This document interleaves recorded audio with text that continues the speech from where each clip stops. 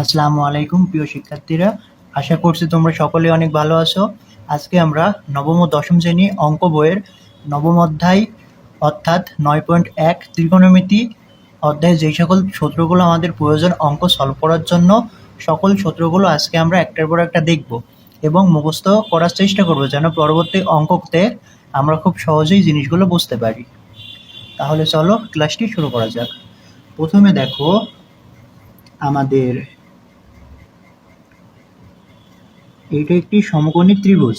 সমকোণী ত্রিভুজ কাকে বলে? 90 ডিগ্রি কোণকেই সমকোণী ত্রিভুজ বলে। এটার ধরো একটা বাহু এ, একটা বাহু বি, একটা বাহু সি, তাই না?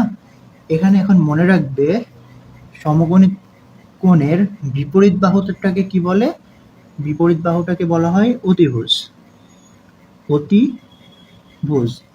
আর থিটা কোণ বাহুটাকে কি বলে? অতিভুজ। আর অতিভুজের বিপরীত বাহুকে কি বলে? অতিভুজের বিপরীত কোণকে কি বলে? বিপরীত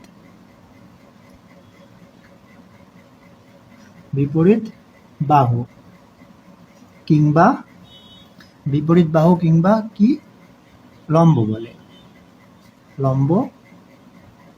বলে। আর নিচেরটাকে কি বলে? থিটা কোণের সন্নিহিত বাহুকেই ভূমি বলে কিংবা সন্নিহিত বাহু বলে। এটাকে ভূমি কিংবা সন্নিহিত বাহু বলে। তাহলে বলো তো, যদি এইভাবে থাকে তাহলে কি হবে? এটা হচ্ছে সমকোণী ত্রিভুজ, এটা হচ্ছে থিটা কোণ। আমরা কি জানি? থিটা সমকোণী কোণের বিপরীত বাহু অতিভুজ। সমকোণী কোণের বিপরীত বাহু কি? অতিভুজ। আর অতিভুজের বিপরীত বাহু কি? বিপরীত বাহু বা লম্ব। আর থিটা কোণের সন্নিহিত বাহুকে কি বলা হয়? ভূমি। যদি থিটা কোণ যদি এইভাবে থাকে তাহলে আমাদের এর দেখতে ভূমি, যদি এটাও মনে হয় কিন্তু এটা ভূমি না, এটা লম্ব। এটা আমরা ছোটকালের নিয়মে পড়ছি যে এইভাবে থাকলে এটা হচ্ছে ভূমি, কিন্তু এখন এটা ভূমি বলা যাবে না। তাহলে আমরা অঙ্ক করতে যে সূত্রগুলো প্রয়োগ করবো তখন অঙ্কটা ভুল হয়ে যাবে। তাহলে চলো সূত্রে চলে যাওয়া যাক। এটা এ, এখানে হচ্ছে ধরো সাপোজ এসি সমান অতিভুজ,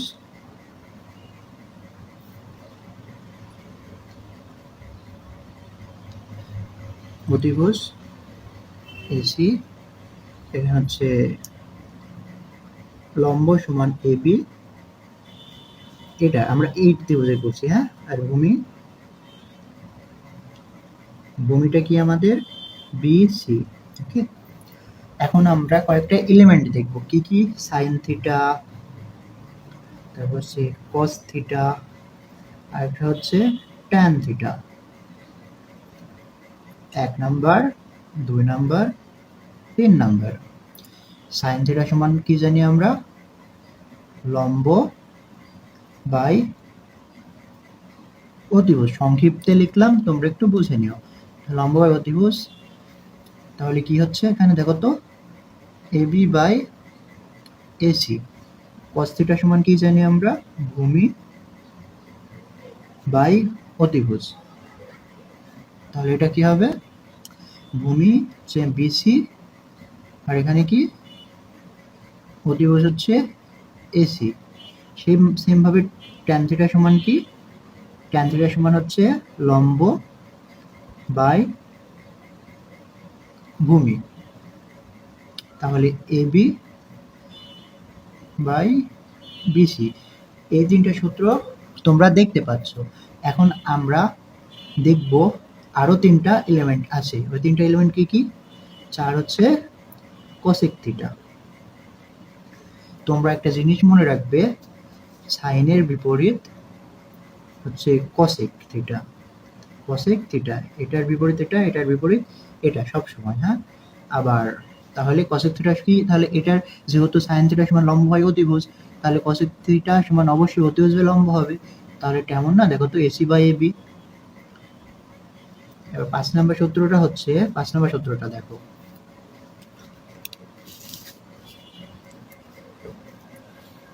পাঁচ নম্বর সূত্রটা কি হবে এখানে? Cos theta. মনে রাখবে, কসের বিপরীত হচ্ছে সেক থিটা, হ্যাঁ। আর সেকের বিপরীত কস থিটা। ওকে, কসের বিপরীত কি সেক থিটা, সেকের বিপরীত কস থিটা। তাহলে এখানে কি হবে বলতো, সেক থিটা সমান কি হবে বলতো, এখানে যেহেতু কস থিটা সমান ভূমি বাই অতিভুজ, তাহলে সেক থিটা সমান অবশ্যই অতিভুজ বাই ভূমি, তাহলে এসি বাই বিসি, তাই না? আরেকটা সূত্র দেখো তো, 6 কি ট্যান থিটা আছে, সবসময় মাথায় রাখবে ট্যান থিটা এটার বিপরীত হলো কট থিটা, মনে রাখার জন্য। আর কট থিটার বিপরীত কি ট্যান থিটা, ঠিক আছে? তাহলে এখানে হচ্ছে কট থিটা সমান কি হবে, যেহেতু ট্যান থিটা সমান লম্ব বাই ভূমি, ট্যান থিটা সমান কি লম্ব বাই ভূমি, তাহলে কট থিটা সমান হবে ভূমি বাই লম্ব, বিসি বাই এবি। আমাদের এই 6টা সূত্র দিয়ে হয়তো খুব বেশি সৃজনশীল লাগে না বা অত ইম্পর্টেন্টও না, কিন্তু আমরা এই অধ্যায়ের অর্থাৎ নবম অধ্যায়ের যদি এমসিকিউ সলভ করতে যাই, দেখবো বেশিরভাগই তোমার এই 6টা সূত্র কেন্দ্রিক হয়, তাই আমরা খুব ভালোভাবে এই 6টা সূত্র জেনে রাখবো। এবার আরো কয়েকটা সূত্র আছে, দেখো একটা একটি করে দেখো, তোমরা তোমাদের খাতায় তুলো। দেখো 7 নম্বর সূত্র হচ্ছে সাইন থিটা। আমরা কি জানি সাইন থিটার বিপরীত কি কসেক থিটা, তাহলে 1 বাই কসেক থিটা। আর হচ্ছে কসেক থিটা নাও, এবার কসেক থিটা কসেকের বিপরীত কি 1 বাই সাইন থিটা। 9 নম্বর হচ্ছে ট্যান থিটা, ট্যান থিটার বিপরীত কি 1 by cot theta, cot theta. 10 হচ্ছে কট থিটা, আমরা এইভাবেই মনে রাখবো, তাহলে আমাদের মনে রাখতে সহজ হবে। ট্যান থিটা করতে 1 বাই ট্যান থিটা। আবার 11 নাম্বার কি কস থিটা সমান কি 1 বাই কসের বিপরীত কি সেক থিটা। 12 সেক থিটা সমান কি, তাহলে সেকের বিপরীত কি কস 1 বাই কস থিটা। বুঝতে পারছো? আশা করি এই 12টা সূত্র তোমরা খুব ইজিলি এখন মনে রাখতে পারবে।